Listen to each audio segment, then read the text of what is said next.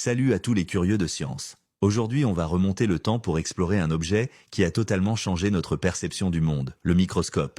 Vous êtes prêts? C'est parti. Imaginez un monde où l'on ignorait tout de ce qui grouille à une échelle minuscule. C'est dans ce contexte, à la fin du XVIe siècle, aux Pays-Bas, que les premières pierres sont posées. On attribue souvent l'invention du microscope à Zacharias Janssen, un fabricant de lunettes, vers 1590. Avec son père, ils auraient eu l'idée de superposer plusieurs lentilles dans un tube, découvrant que cela grossissait énormément les objets. C'était rudimentaire, plus un jouet curieux qu'un véritable instrument scientifique, mais l'idée était née. Le véritable tournant arrive au XVIIe siècle avec un personnage incroyable, Anthony van Leeuwenhoek. Ce n'était pas un scientifique de formation, mais un drapier néerlandais passionné. Il a passé des heures à polir des lentilles d'une qualité exceptionnelle pour l'époque, créant des microscopes simples mais surpuissants.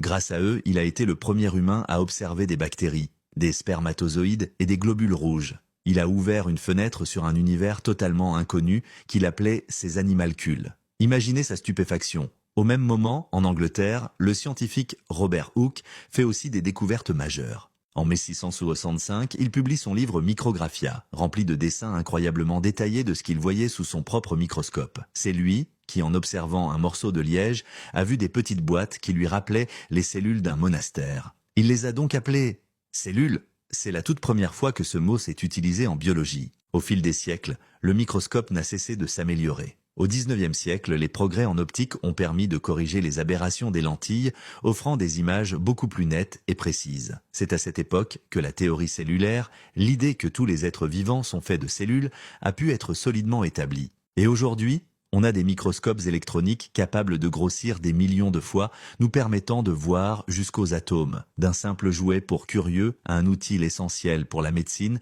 la biologie et la science des matériaux, le microscope a fait un sacré chemin. Voilà pour cette petite histoire. J'espère que ça vous a plu.